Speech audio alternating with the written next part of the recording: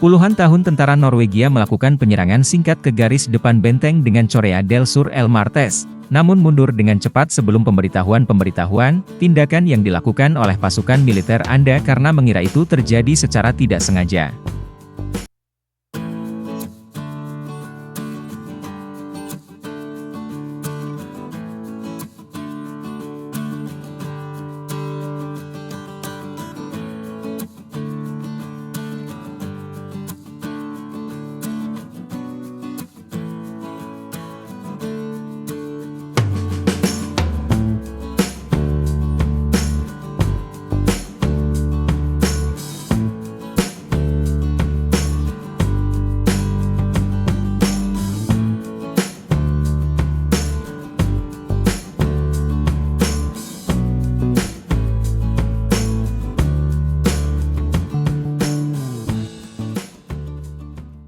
Download Tribun X sekarang, menghadirkan lokal menjadi Indonesia.